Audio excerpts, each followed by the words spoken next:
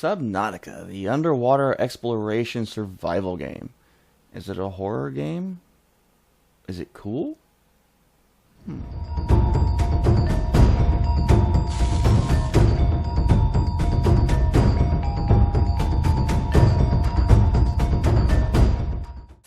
Hi everybody, welcome back to Daily Gamer Opinion. I am Joe the Widget Wilson. Today I'm talking about Subnautica.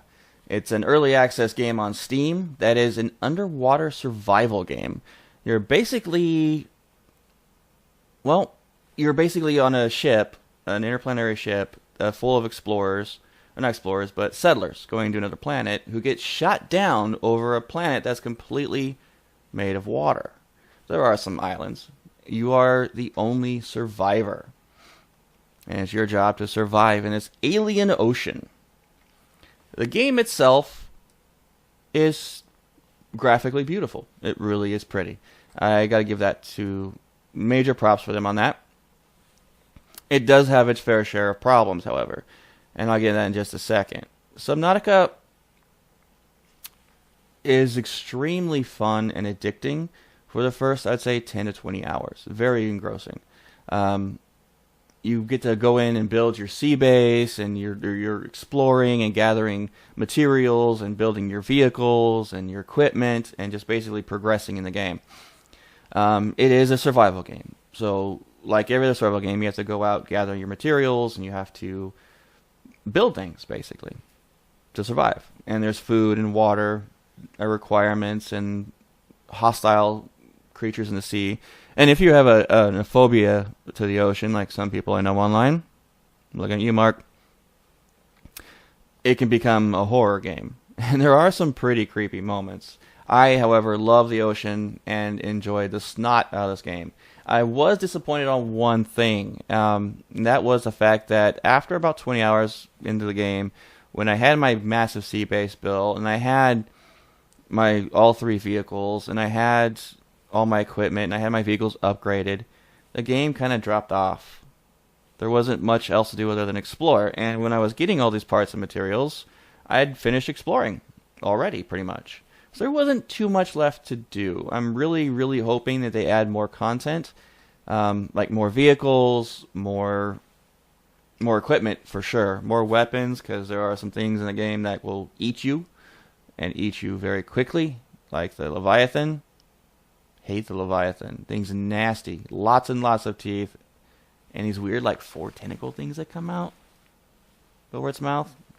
Kind of gross. Like a big, giant eel with fangs and humanish eyes. Creepy. The exploration aspect of the game is really cool. It is an ocean. You're underwater. That's your survival. And you do have to keep going up for air if you're not in a vehicle or in your sea base. Which can get annoying at times, but it's more realistic on that end, and I do like it. I do like that aspect of the game. You can build more tanks, and it does take up your inventory space. And the big problem I've noticed is that there is no way to increase your inventory space on your character. So inventory does become an issue early on, especially early on in the game. But as you progress in the game, you can build lockers, floating lockers that you can store stuff in. So you have to get a little bit more organized because there's quite a bit of things. But they really need to add more stuff to build. They need to add more rare things to gather, harder things to find. You start out with very few things to build in the game. So you have to go out and find blueprints, which you build a little scanner, which is one of the first things I recommend doing. Build your scanner first. A knife and a scanner. That's what you need. An extra O2 tank. And you can scan these fragments and gain blueprints. When you get enough fragments, you can build whatever that fragment was from the wreck. And there's plenty of wrecks and different pieces of the ship all over this ocean floor that you can go and explore, which is really, really cool. Before you explore, though, you're going to need a repair kit, you're going to need a fire extinguisher, and you're going to need a laser cutter. You need to find a diamond. So a diamond is one of the more rare things to find in the beginning of the game, and it's difficult to find. If you head off towards the volcanic area, you can find a diamond pretty easily, which I recommend doing. Once you get yourself the glider, which is technically the fourth vehicle. It's a little handheld device that you go faster in the water with, and it has a light on it, and it has a little topographical map, which is pretty cool. Um, it is an exciting game. If you really like the exploration aspect of gaming, it's cool. But like I said, it's only got about 20 hours of actual gameplay. Maybe 40 if you push it. If you like building, you can probably squeeze it to 40 hours. So in game terms, that's not a lot. Really is not a lot of gameplay. But for $20, worth it. By gosh, it's worth it. There was a bug for the longest time where after 10 hours of gameplay, your game would constantly lock up and crash. It became a huge, huge issue for me when streaming. I couldn't play the game. Very disappointing. But I was super happy when they finally did fix it. There is still some freezing issues around the creeper vines, which are these plants that come up in the ocean, that need to be still addressed, but it doesn't crash nearly as often as it used to. I know they're planning on releasing here in the next couple months, but I think they still need to get a lot more fixed before they do an official release. They are adding more story content to the game right now, but they need to add more actual equipment and more baddies and more good things in the ocean. They can expand the land. I had one dev come into my chat one time when I was talking and said the land's massive, but I'm a game designer. I know the land's not that massive. There's really, in terms of space, it is big. It is really big, but they can add more to it. They need to add more to it, more greater depths to the game. There's only very little space that's actually pretty deep. So that's actually one of my big complaints about the game is they need to add more stuff to it, so that the game doesn't drop off. They did add a new element recently to the game where you can get sick, and creatures can get sick by this disease that apparently inhabits this world. I'm not going to get too far into that because I don't want to spoil anything.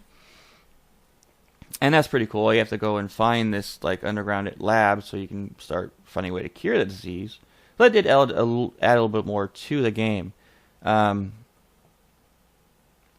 you really enjoy just exploring, cool. You can get 40 hours out of this game, no problem. But I really don't think you're going to get more than 40. Really don't. I got bored after 20 hours of gameplay.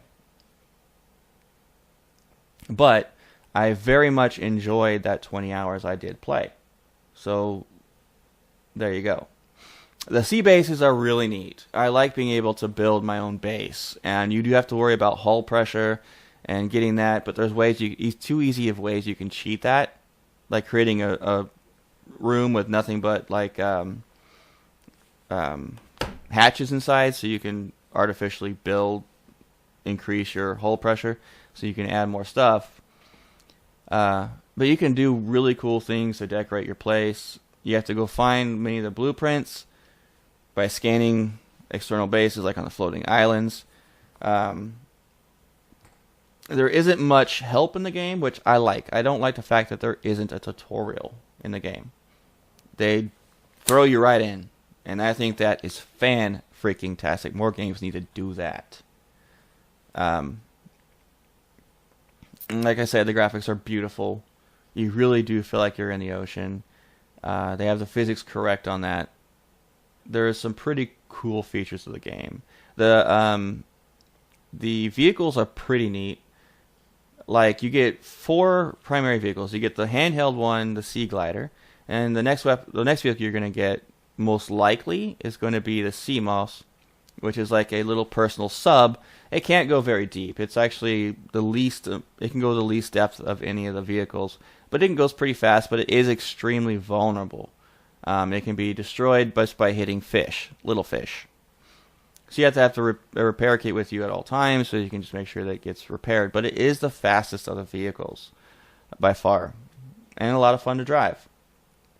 The other one is the prawn suit, which is like a basic mech suit where you can go walk down the bottom of the floor of the ocean, and it's the only way to be able to harvest the massive nodes.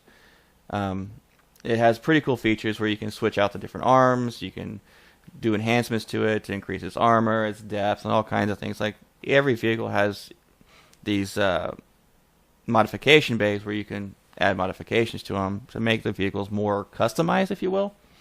And you can customize the paint job and name it, which is pretty neat. They need to add more customization what am I looking for? The word, not equipment, but modifications into the game. More variety of modifications you can add to your vehicles. The big vehicle in the game is the Cyclops, which is like they claim it's a 3-man sub, and that could become pretty much, it's big enough to be a mobile sea base. You can add lockers, you can add different equipment inside of it, like a fabricator, battery chargers, you name it, and you can actually build within your Cyclops, which is really, really neat. And you can dock one of your other vehicles, whether it be the Prawn Suit or the Sea Moth, inside of it, and take that with you. So the Cyclopses are pretty cool. Very hard to navigate, but there are 3 cameras outside of the Cyclops, which it makes sense. They say in the game that it's supposed to be a 3-man crew, but you're piloting it alone. One thing I would absolutely love in this game, I am begging the developers, I know you already said you weren't going to do it, but please look at maybe even a co-op mode for this game. So you can at least have 2 people doing it. That would make this game exponentially better and would give a whole lot more playtime in the game. I highly recommend they do that. It is my wish list. I really enjoy this game. I'm not going to review it because it's not released, but if I was to review it, I'd give it about an 8. It's a fun game. I highly recommend it for the price it's at. Get it now before it gets full release and goes for full price, because when it goes full price, it's not going to be worth it. There's not enough gameplay in there to warrant $50, $60. It's perfect around $20 or $30, and I highly recommend it. Go check out Subnautica. And that's it for the Daily Gamer review. The Daily Gamer opinion today. I am Joe the Widget Wilson. You can find me on Twitter at The Widget. You can find me on Twitch streaming periodically, mostly late at night, usually around 10 o'clock, 8 to 10 o'clock at night, at twitch.tv/The Widget, or on my YouTube page. And that's it. Keep on gaming, everybody. And I will talk to you tomorrow.